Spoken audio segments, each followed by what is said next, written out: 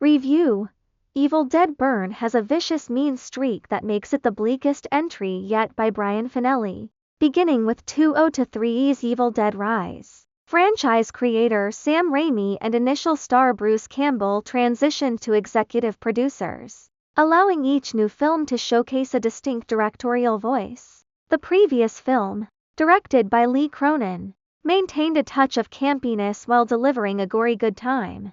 Now, French director Sébastien Vanitschek, who helmed the gnarly 2023 spider film Infested, is the latest filmmaker to tackle the Deadites. The result is Evil Dead Burn, a movie much grimmer in tone that could have desperately used a dose of humor or two, though it still delivers on outlandish gore, impressive camera work, and striking visuals. The movie begins with some connective tissue to its predecessor. The Deadite Jess, this time played by Greta Van Den Brink, brutally kills two fishermen at a lake, even boiling one alive, setting a gruesome tone for what follows. She then causes a car crash that kicks off the narrative in earnest. Her victim is George Puller, a young man who owns a restaurant with his wife, Alice Suhelia Yacoub.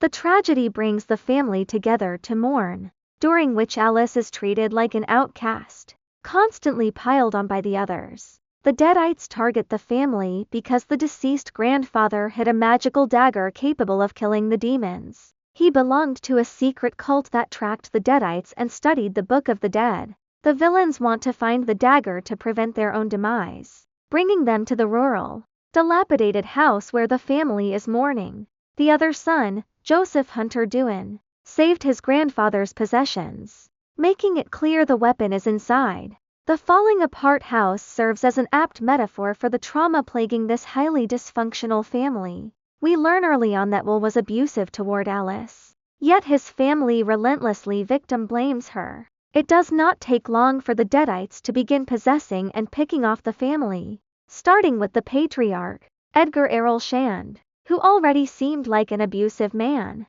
From there, the movie is a punishing ride filled with blood and guts. While it may not top 2013's Evil Dead, Vanitschek certainly does not play it safe. However, the film lacks the slapstick humor present in nearly every other entry. There is a running joke about the grandmother's dementia, but it quickly feels mean-spirited, and an animal kill scene feels included purely for shock value, because little time is spent developing these unlikable characters. It is tough to care who dies. Will's mother, Susan Tandy Wright, is cold to Alice for no discernible reason. Fortunately, Alice's character arc works beautifully. Following in the footsteps of Mia and Beth, Alice transforms from a trapped, abused wife into a fierce survivor, proving the franchise thrives even without Campbell's iconic Ash.